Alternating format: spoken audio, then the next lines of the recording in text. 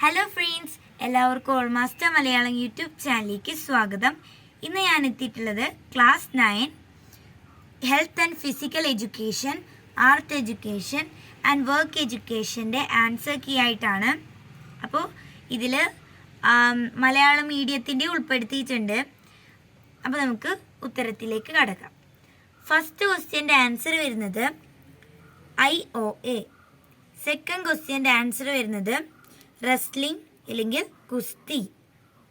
Third ക്വസ്റ്റ്യൻ്റെ answer വരുന്നത് KD Yadav. Fourth ക്വസ്റ്റ്യൻ്റെ answer വരുന്നത് tennis. Fifth ക്വസ്റ്റ്യൻ്റെ answer വരുന്നത് സ്വിമ്മിങ്, നീന്തൽ. സിക്സ്ത് ക്വസ്റ്റ്യൻ്റെ ആൻസർ വരുന്നത് ലയണൽ മെസ്സി. ഇനി ഏഴാമത്തത് അണ്ടർ വാട്ടർ വെയിനിങ്ങിനെ കുറിച്ചിട്ട് എഴുതാനാണ്. Hydrostatic waning, also referred to as underwater weighing, is an accurate and recognized method used to measure the fat level in a person's body. It is a direct application of Archimedes principle. അതിൻ്റെ page നമ്പറാണ് അവിടെ കൊടുത്തിട്ടുള്ളത്, 49 ആണ്. Archimedes തത്വപ്രകാരം ശരീരത്തിലെ കൊഴുപ്പിൻ്റെ അളവ് കണ്ടുപിടിക്കുന്നതിലുള്ള ഏറ്റവും സ്വീകാര്യമായതും കൃത്യതയേറിയതുമായ ഒരു മാർഗമാണ് അണ്ടർ വാട്ടർ വെയിങ്. ഇനി എട്ടാമത്തതാണ്, അതും 49ാമത്തെ പേജിൽ തന്നെ കൊടുത്തിട്ടുണ്ട്. ന്യൂട്രീഷ്യസ് ഡയറ്റ്, ഫിസിക്കൽ എക്സസൈസ്, അത് എഴുതാം. എൻഗേജ് ഇൻ എയറോബിക് എക്സസൈസ്, നിയന്ത്രിതമായതും പോഷക സമൃദ്ധമായ ആഹാരശീലത്തോടൊപ്പം പൊണ്ണത്തടി നിയന്ത്രിക്കുന്നതിൽ വ്യായാമശീലങ്ങൾക്കും വ്യക്തമായ പങ്കുണ്ട്.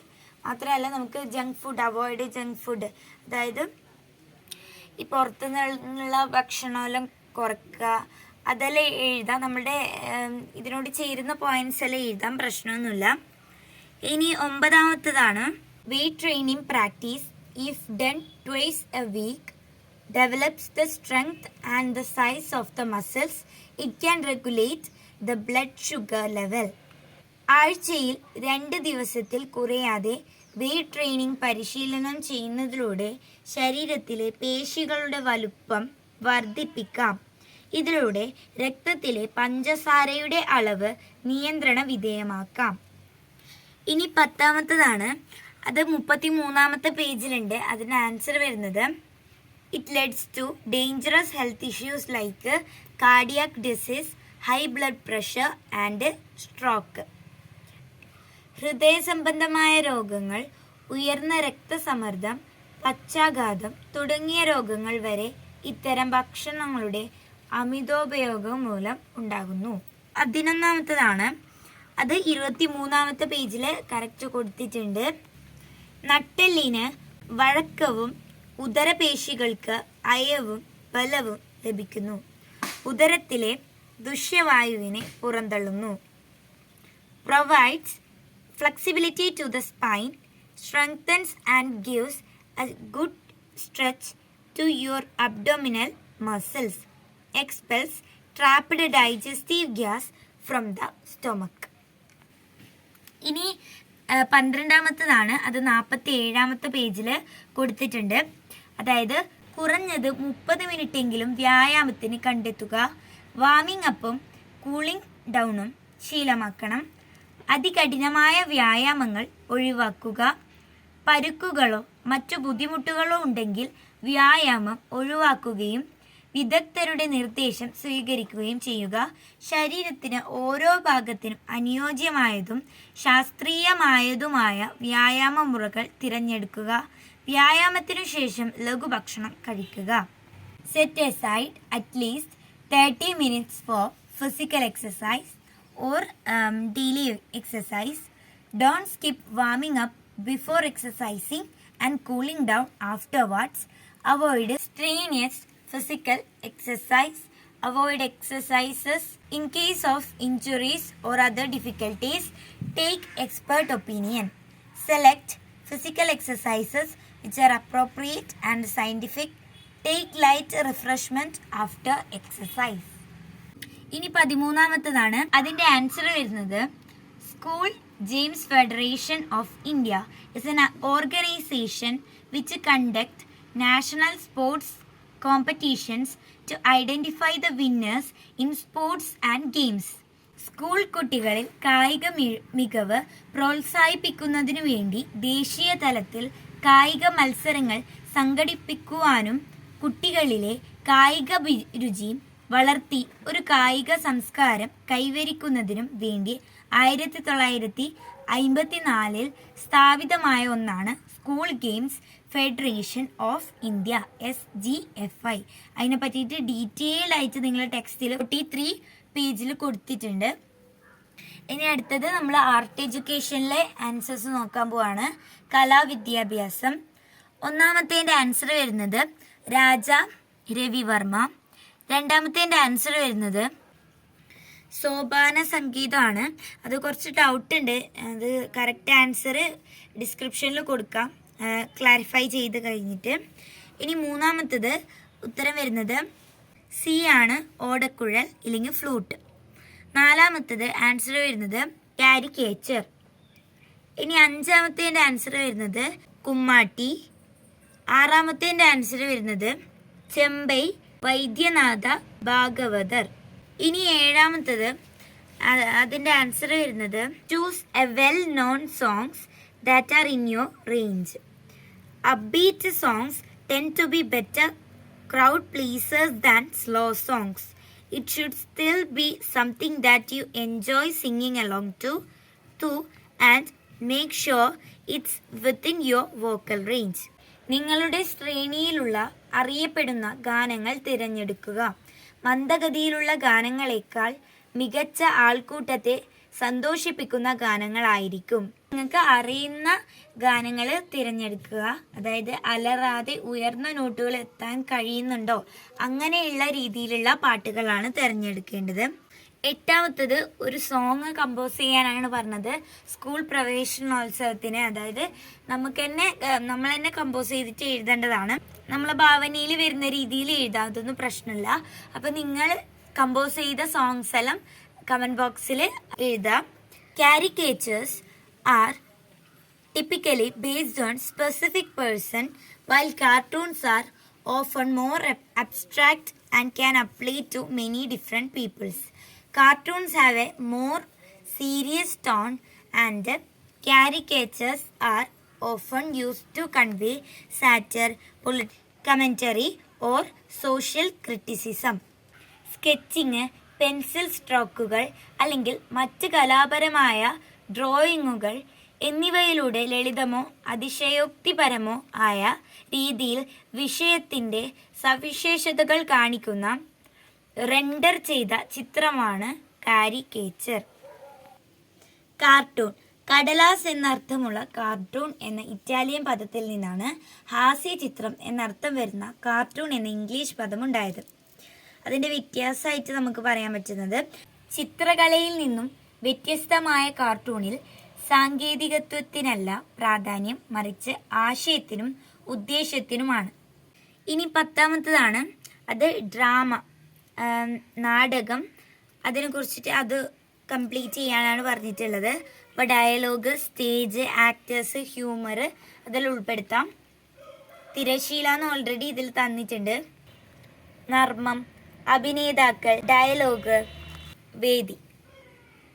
11ാമത്തേല് ഭാരതമുനി വരുന്നത് നാട്യശാസ്ത്ര, കലാമണ്ഡലം ഹൈമാവതി വരുന്നത് മോഹിനിയാട്ടം, ആശാ ശരത്ത് വരുന്നത് ആക്ട്രസ്, കലാമണ്ഡലം ഗോപി കഥകളി.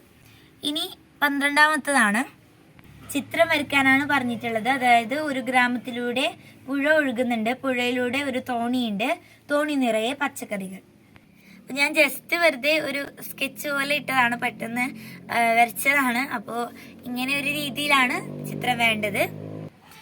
ഇനി 13ാമത്തതാണ്, അത് ബ്രോഷർ നിർമ്മിക്കാനാണ് പറഞ്ഞിട്ടുള്ളത്. അപ്പോൾ അറിയാലോ, ഒരു മാഗസീൻ ടൈപ്പാണ് അത് നിർമ്മിക്കേണ്ടത്. അപ്പോൾ ബാക്കി വെന്യൂ ചിലപ്പോൾ നിങ്ങൾക്ക് ഡൗട്ട് ഉണ്ടാവും, അത് സ്ഥലമാണ്, വേറെ പ്രശ്നമൊന്നുമില്ലല്ലോ. അപ്പോൾ ഒരു മാഗസീൻ ടൈപ്പാണ് അത്. 1ാമത്തേൻ്റെ വർക്ക് എഡ്യൂക്കേഷനിൽ പ്രവൃത്തി പഠനത്തിൽ 1ാമത്തേൻ്റെ ആൻസർ വരുന്നത് സോഡിയം ഹൈഡ്രോക്സൈഡ്. 2ാമത്തേൻ്റെ ആൻസർ വരുന്നത് to disconnect electricity in both the lines, രണ്ട് ലൈനിലും ഉള്ള വൈദ്യുതി വിച്ഛേദിക്കുന്നതിന്. പിന്നെ മൂന്നാമത്തത് ഫോർ ടേസ്റ്റ്, രുചിക്കു വേണ്ടി. പിന്നെ നാലാമത്തത് വരുന്നത് ലെമൺ ഗ്രാസ്, തെരുവപ്പുല്ല് ഇല്ലെങ്കിൽ ഇഞ്ചിപ്പുല്ല്. ഇനി അഞ്ചാമത്തത് അതിൻ്റെ ഫുൾ ഫോം ആണ് വരുന്നത് സ്റ്റാൻഡേർഡ് വയർ ഗേജ്. ബിൻ്റെ ഫുൾ ഫോം വരുന്നത് പോളിവിനൈൽ ക്ലോറൈഡ്. ഇനി ആറാമത്തെ ആൻസർ വരുന്നത് ബാംബൂ ഷൂട്ട്സ്. മുളക്കൂമ്പ് എഴുതാൻ പറ്റും. മുളക്കൂമ്പ് തോരൻ, മുളക്കൂമ്പ് ചോറ് അതെല്ലാം എഴുതാം. Bamboo candy, bamboo chutney, bamboo candy juice, bamboo beer, ഇതൊക്കെ നമുക്ക് എഴുതാൻ പറ്റും. ഇനി ഏഴാമത്തത് clothing, footwear, hand bags, furniture, tools and sports equipments. വസ്ത്രങ്ങൾ, പാദരക്ഷകൾ, ഹാൻഡ് ബാഗുകൾ, ഫർണിച്ചറുകൾ, ഉപകരണങ്ങൾ, കായിക ഉപകരണങ്ങൾ ഇവയെല്ലാമാണ്. ഇനി എട്ടാമത്തതാണ്, അതിൽ വെജിറ്റബിൾ പ്രിൻറ്റിങ് വരുന്നത് ഫ്ലാക്സ് പ്ലാന്റ് ആണ്. ലിനൻ ക്ലോത്ത് വരുന്നത് സാരി, ട്രേസിംഗ് ദ പിക്ചർ വരുന്നത് yellow carbon paper, OHP sheet വരുന്നത് സ്റ്റെൻസിൽ.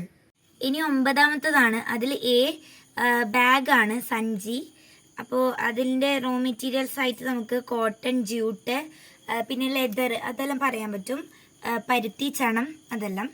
ഇനി ബി വരുന്നത് കോക്കനട്ട് ഷെൽ സ്പൂണാണ്, അതായത് ചിരട്ട തവി, കയ്യിൽ, അങ്ങനെയെല്ലാം പല പേരിലാണ് ഓരോ സ്ഥലത്തും അറിയപ്പെടുന്നത്. അപ്പോൾ ആ ഒരു സംഭവമാണ്. അതുണ്ടാക്കുന്നത് കോക്കനട്ട് ഷെല്ലുകൊണ്ടും ബാമ്പു കൊണ്ടുമാണ്, അതായത് തേങ്ങയുടെ ചിരട്ടയും പിന്നെ മുളയും ആണ് ഉപയോഗിക്കുന്നത്. ഇനി സീൽ വരുന്നത് അത് ഫയലാണ് അവിടെ കൊടുത്തിട്ടുള്ളത്. റെക്കോർഡ് ഫയൽ നീതിയാലും പ്രശ്നമില്ല.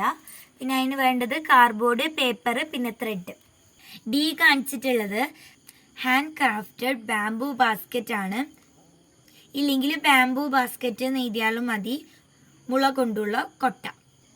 അപ്പോൾ റോ മെറ്റീരിയൽസ് വേണ്ടത് മെയിനായിട്ട് ബാംബൂ ആൻഡ് കെയിൻ ആണ്. പിന്നെ വേണ്ടത് വൈൽഡ് ഡേറ്റ്, പാം ലീവ്സും വേണം. കാട്ട് ഈന്തപ്പനയുടെ ഇല, മുള, ചൂരൽ ഇവയാണ് ഉപയോഗിക്കുന്നത്.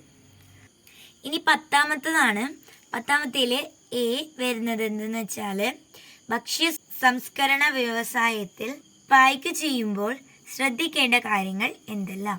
അപ്പോൾ ആൻസർ വരുന്നത് hand washing, minimise hand contact with food, personal cleanness, അതായത് കവർ ഹെയറെല്ലാം കവർ ചെയ്ത് വെക്കുക. പിന്നെ സ്നീസ് ചെയ്യാൻ, അതായത് ചുമയ്ക്കാനോ തുമ്മാനോ or cough over food, cover cuts and സോസ്, and do not wear jewellery ഒന്നും വിയർ ചെയ്യാൻ പാടില്ല.